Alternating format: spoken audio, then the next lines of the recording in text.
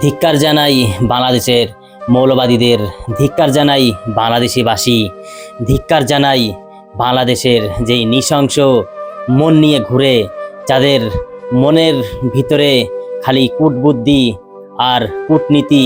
মানুষের এরকম যে মানুষের ভিতরে যে এরকম একটি আত্মা থাকে, মানুষের ভিতরে যে এরকম একটি নৃশংসভাবে একটি পশুর মন থাকে, এটা যদি আমাদের মধ্যে এই ঘটনা না হতো, আমরা বুঝতেই পারতাম না যে বাংলাদেশিরা কতটা নৃশংস হতে পারে। বাংলাদেশ ভালুকা থানার অন্তর্গত দীপুচন্দ্র দাস এক বাংলাদেশি বাসিন্দা। তার অপরাধ স্যার একটাই, অপরাধ সে হিন্দু। হিন্দু দেখে আজকে তার এরকম একটি কঠোর শাস্তি হলো। এরকম শাস্তি ইতিহাসে এখনো পর্যন্ত আমরা ইতিহাসেও পড়িনি যে এরকম একটি নৃশংসভাবে তাকে মারা হয়েছে। আমরা যীশু খ্রিস্টকে সবাই কম বেশি সবাই জানি চিনি, কিন্তু তাকেও যেভাবে হত্যা করা হয়েছে, কিন্তু সেটার থেকেও একটি কঠোরতম শাস্তি দিয়ে এই দীপুচন্দ্র দাসকে বাংলাদেশি মৌলবাদীরা তাকে হত্যা করেছে। এটা আমরা কোনোদিনও আশা করতে পারিনি যে মানুষ এরকম পশুর মতো কাজ করতে পারে। আজকে আমাদের চোখে আঙুল দিয়ে দেখিয়ে দিল সেই বাংলাদেশি মৌলবাদীরা। তার নামে মিথ্যা দোষ দিয়ে উস্কানিমূলক কথা বলে তাকে টানতে টানতে হিচড়ে তাকে পাবলিক প্লেসে মারধর করেছে। খালি এখানেই না স্যার, মারধর তো আছেই, মারধরের সঙ্গে তাকে উলঙ্গ করে জ্যান্ত তাকে মারা হয়েছে। এর থেকে আমরা কি জানতে পারি? বাংলাদেশে নেই কোনো প্রশাসন, নেই কোনো পুলিশের নিরাপদ, নেই কোনো সরকারি সুবিধা, নেই কোনো স্বাধীনতা। সেইখানে হয়ে গেছে এখন, সেই বাংলাদেশে হয়ে গেছে এখন তালিবালি শাসন। যখন খুশি তখন হিন্দুদের উপর চলছে অত্যাচার। মৌলবাদীরা একের পর এক হিন্দুদের অত্যাচার, হিন্দু মা বোনেদের ঘর থেকে টেনে হেঁচড়ে নিয়ে এসে তাদের অত্যাচার করছে। এটা কি আমরা হিন্দু হয়ে কোনো সময় আশা করেছিলাম যে বাংলাদেশি মৌলবাদীরা এরকম হতে পারে? কিন্তু আজকে আঙুল দিয়ে দেখিয়ে দিল যে এমন একটি ভালুকা থানার অন্তর্গত এক দীপুচন্দ্র দাসকে এইভাবে নৃশংসভাবে মেরে আমাদের শিখিয়ে দিল, বুঝিয়ে দিল যে বাংলাদেশে এখনো পর্যন্ত কোনো শাসন নেই, বাংলাদেশে এখনো পর্যন্ত কোনো স্বাধীনতা নেই, এখনো পর্যন্ত কোনো শিক্ষা নেই। দীপুচন্দ্র দাস ছিলেন তার পরিবারের একমাত্র সন্তান। যেই দীপুচন্দ্র দাস দিন আনা দিন খাওয়া এক ব্যক্তি, তাকে সে একটি ভালো কোম্পানিতে জব করত। তার প্রমোশন হওয়াতে তার বিরোধী কয়েকজন ব্যক্তি তাকে বিরোধী করে মিথ্যা প্রচার করে তাকে হত্যা করে। কিছু লোককে উস্কিয়ে দিয়ে, কিছু ভাইদের উস্কিয়ে দিয়ে তাকে টেনে হিচড়ে রাস্তায় এনে তাকে নৃশংসভাবে মারধর করে। যুবক একটি ছেলে, 30 বছর বয়স সেই দীপুচন্দ্র দাসের। এখন কি হবে তার পরিবারের? হাউ হাউ করে কান্না করছে তার বাবা মা, তার ভাই বোন, সন্তানরা। এইভাবে তার পরিবার এইভাবে ভেঙে পড়েছে। এখন নেই তার পরিবারের পাশে কোনো প্রশাসন, নেই কোনো সরকার, নেই কোনো আত্মীয় স্বজন। এখন হাউ হাউ করে কান্নায় ফাটছে, তাসের ঘরের মতো ভেঙে গেছে তার পরিবার। দীপুচন্দ্র দাস ছিলেন একটি দয়ালু মানুষ, ছিলেন একটি ভালো মানুষ। কোনো সময় কোনো ঝুট ঝামেলার ভিতরে কোনো সময় সে যেতেন না। তারপরেও তার এরকম একটি নৃশংসভাবে তাকে মারা হলো এইভাবে। এটা আমরা কোনোদিনও বাংলাদেশের বাসীদের কাছে আশা করতে পারিনি যে এইভাবে তাকে হত্যা করা হবে। তার কি স্যার একটাই দোষ ছিল? সে হিন্দু। এইভাবে আর কজনকে এইভাবে অত্যাচার করে মারা হবে? আমরা একের পর এক শুনে গেছি, দেখে গেছি যে বাংলাদেশি হিন্দু মন্দির ভেঙেছে, হিন্দু গীতা পোড়ানো হয়েছে। এরকম তো শোনা যায়নি যে বাংলাদেশে কোনো মুসলিম ভাইদের আঘাত করা হয়েছে, কোনো কোরআন, যেটা পবিত্র কোরআন, তাকে কোনো আঘাত করা হয়েছে। এরকম আমরা মিথ্যা প্রচার দেখেছি। দুর্গা মন্দিরে এক মৌলবাদী এক ভাই ঢুকে একটি পবিত্র কোরআন সেই প্রতিমার পায়ের কাছে রেখে দিয়ে পরে মিথ্যা উস্কানিমূলক কিছু মৌলবাদীদের উস্কিয়ে দিয়ে সেইখানে ঝুট ঝামেলা করেছে। প্রতিমা ভাঙা হয়েছে, প্রতিমার গায়ে আগুন দেওয়া হয়েছে। এইভাবে একটি ঝামেলা সৃষ্টি করেছে বাংলাদেশে। পরে আমরা সিসি ক্যামেরা টিভিতে সেটা জানতে পেরেছি, বুঝতে পেরেছি যে এটা কোনো হিন্দু ভাইদের দোষ না, এটা মৌলবাদীরাই করেছে। ঠিক একইভাবে আজকে দীপু দাসকে মিথ্যা উস্কানিমূলক মিথ্যা কথা বলে আজকে তাকে এই পৃথিবী থেকে সরানো হলো। এরকম নৃশংসভাবে এখনো পর্যন্ত কারো সাজা হয় না। সরকার থেকেও এরকম সাজা কাউকে দেয় না, যেরকম সাজা দিয়ে তাকে এই পৃথিবী থেকে সরানো হয়েছে। তাকে টেনে হিচড়ে মারধর করেছে, গায়ে কোনো জামা প্যান্ট কিছুই ছিল না। তারপরে তাকে গাছে ঝুলিয়ে নৃশংসভাবে তার গায়ে আগুন দেওয়া হয়েছে। কিছু কিছু মৌলবাদীরা ভারতকে আক্রমণ করেছে, ভারতকে খণ্ড খণ্ড বিখণ্ড করে দেবে বলেছে। এরকম ধরনের প্রতিবাদ আজকে বাংলাদেশের খবরে শোনা যাচ্ছে। কিন্তু আমাদের ভারত সরকার থেমে নেই। বাংলাদেশের গেট বন্ধ করে দিয়েছে, ভিসা বন্ধ করে দিয়েছে। আর বাংলাদেশিরা এই ইন্ডিয়াতে কোনো সুযোগ সুবিধা, কোনো চিকিৎসা তারা এই পর্যন্ত পাবে না। ভিসা পুরো বন্ধ করে দেওয়া হয়েছে ভারত থেকে। কিছু কিছু মৌলবাদীদের জন্য আজকে বাংলাদেশের, ইন্ডিয়ার সবার দুর্নাম হচ্ছে। একজনের জন্য সবাই খারাপ হয়ে যাচ্ছে। এটা আমরা কোনোদিন আশা করতে পারিনি বাংলাদেশের ভাইদের কাছ থেকে।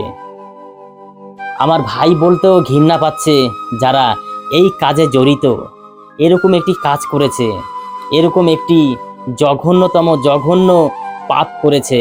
তারা কোনোদিনও তাদের ক্ষমা হবে না। এখনো পর্যন্ত বাংলাদেশ সরকার চুপ আছে, এখনো পর্যন্ত বাংলাদেশ প্রশাসন শুয়ে আছে। কোথায় গেছে সেই বাংলাদেশ সরকার, কোথায় গেল সেই প্রশাসন? এখনো পর্যন্ত কেন গ্রেপ্তার হচ্ছে না যারা এই অসহায় ভাইকে এরকমভাবে মেরেছে? কোথায় গেল? আজকে 30 বছরের একটি যুবককে এইভাবে পৃথিবী থেকে চলে যেতে হলো। এরকম খবর আমরা এখনো পর্যন্ত কোনোদিন কল্পনাও করতে পারিনি যে এরকম একটি ঘটনা ঘটতে চলেছে বাংলাদেশে। আমি বাংলাদেশ বর্তমান যে সরকার আছে, ইউসুফ, তার উদ্দেশ্যে বলবো, এখনো পর্যন্ত আপনি জাগুন। এখনো পর্যন্ত আপনি প্রশাসনকে কেন আদেশ দিচ্ছেন না যে এই কাজে যারা জড়িত তাদের গ্রেপ্তার করা হোক? এখনো কি আপনার কানে এই খবরটা যায়নি? এখনো পর্যন্ত কি আপনি চোখে দেখেননি এরকম একটি ঘটনা, যেই ঘটনা আজকে ছোট থেকে বড় কারো জানতে বাকি নেই যে বাংলাদেশে কি একটি ঘটনা ঘটতে চলেছে, কি একটি ঘটনা ঘটে চলেছে, কি একটি ঘটনা ঘটে গেছে। আজকে ঢাকা থেকে শুরু করে, খুলনা থেকে শুরু করে গোটা বাংলাদেশ তোলপাড় হয়ে যাচ্ছে। আর কোথায় সেই সরকার, যেই সরকার এখনো পর্যন্ত কানে আঙুল দিয়ে শুয়ে আছে? আপনি আসুন, আপনি জাগুন। আপনি একটি দেশের গর্ব, একটি দেশের প্রধানমন্ত্রী হয়েছেন। তার এই কর্তব্য যদি আপনি না পালন করেন তাহলে কিসের প্রধানমন্ত্রী আপনি? এতে বোঝা যায় যে বাংলাদেশের সরকারও এতে সাপোর্টে আছে। না হলে এরকম ঘটনা বাংলাদেশে ঘটতে পারে না। যাই হোক স্যার, এই দীপু দাস যেখানে থাকুক, ভগবানের কাছে কামনা করি তার আত্মার শান্তি হোক। তার আত্মার শান্তি কামনা করে আমি এই মঞ্চে তার উদ্দেশ্যে একটি গান গাইতে চাই। যেই গানটি, দীপু দাস, তুমি যেখানে থাকো তুমি ভালো থাকো, কিন্তু যাকে হারিয়েছি আমাদের সেই দীপু চন্দ্র দাসকে আমরা আর কোনোদিনও চাইলেও তাকে ফিরে পাবো না। গাছের সঙ্গে বেঁধে আমি খবরটা দেখে আমি এই কথাটা যে সময় আমি শুনতে পেলাম, আমি ঠিক থাকতে পারিনি। আমি ঠিক না থেকে আমি আজকে ইন্ডিয়ান মঞ্চে কিছু বলতে এসেছি যে এরকম ঘটনা জানি বাংলাদেশে আর না ঘটে। তাই নমস্কার স্যার, নমস্কার ম্যাডামজি। আমি এই মঞ্চে শ্রদ্ধেয় দীপু চন্দ্র দাস তার উদ্দেশ্যে এই গানটি গাইব। আর তার গোটা ফ্যামিলি, গোটা পরিবার যে এখন কিরকম আছে, কি অবস্থাতে আছে, তাদের কি আর বলবো স্যার। তাদের সান্ত্বনা দেওয়ার মতন আর কোনো ভাষা নেই আমার কাছে। তাদের সান্ত্বনা তখনই দেওয়া হবে যখন যারা এই দোষে জড়িত আছে, এই মৌলবাদীরা যারা এই দোষ করেছে, তাদের ফাঁসি যে সময় হবে, তারা যে সময় এই ফ্যামিলির লোক যে সময় দেখতে পাবে যে তাদের ফাঁসি হচ্ছে, সে সময় হয়তো তাদের মনটা শান্ত হবে। যাই হোক স্যার, আমি গানটি শুরু করছি। গানটি ভালো লাগলে আমাদের সঙ্গে থাকবেন। আর হাত জোর করে বলছি, হাত জোর করে সবার কাছে মিনতি করছি যে এই বাংলাদেশে যা ঘটনা ঘটেছে, এটা জানি আর কোনোদিনও এরকম ঘটনা না ঘটে। তাদের কাছে হাত জোর করছি, যারা বোঝার তারা বুঝবে, কিন্তু তারা কোনোদিনও বুঝবে না। যদি বুঝতই তাহলে একের পর এক এরকম অত্যাচার হতো না কেউ। যাই হোক স্যার, নমস্কার, গানটি শুরু করছি।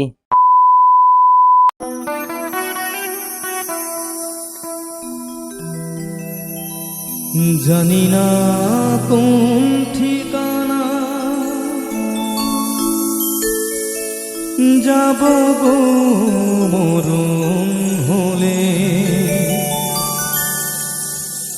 যাব গো মরণ হলে, মরলে পরে শ্মশান ঘাটে নেবে সবাই হরি বলে।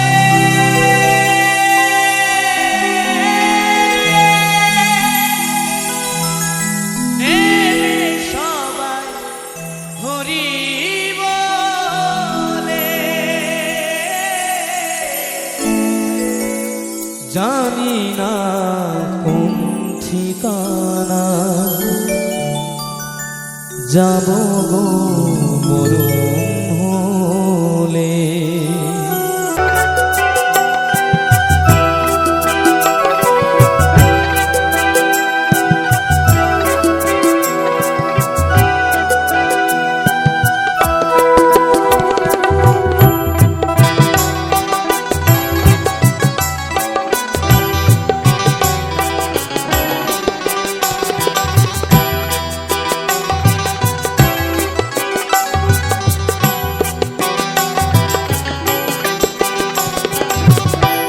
এই সংসারে কি চাহিনা, কি পেলাম কি হারালাম গো।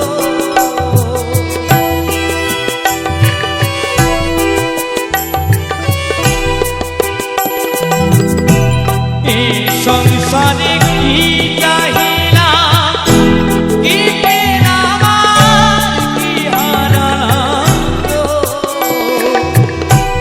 কোথায় ছিলাম কোথায় না, যাবো আবার কোথায় চলে।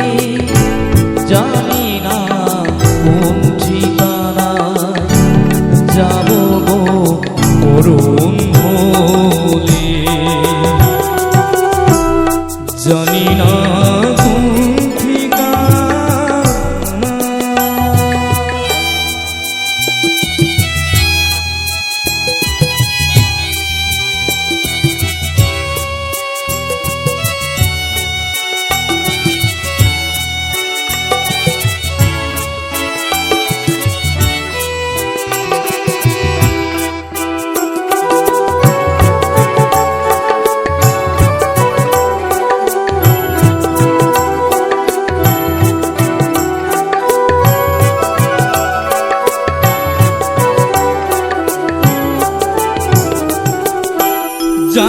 যে বয়ে পারি বেলা শান্ত হলে ভবের খেলা গো।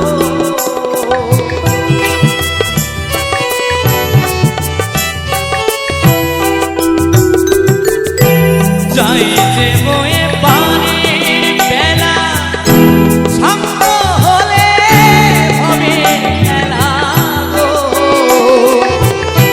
কোন ভাগেতে বাঁধবো তরি জীবন গেলে অস্থাচলে জানি না কোন ঠিকানায় যাব গো মরণ হলে।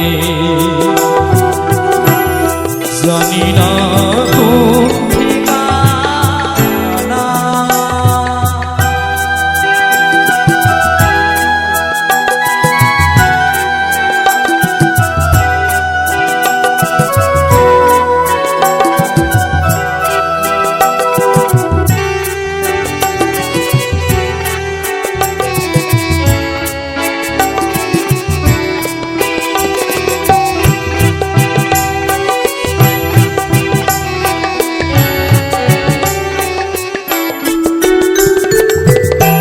এদিন অরবিন্দ বলে জীবন আমার চাইলে ফলে গো।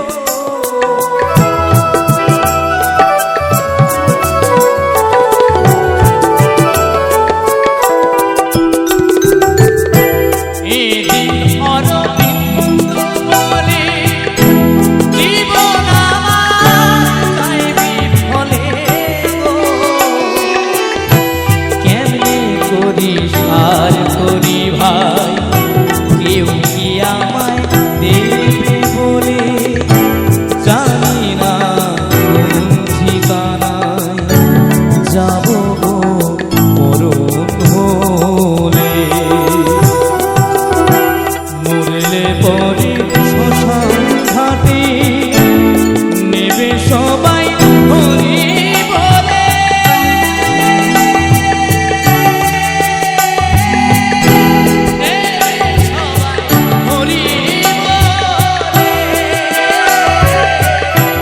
জানি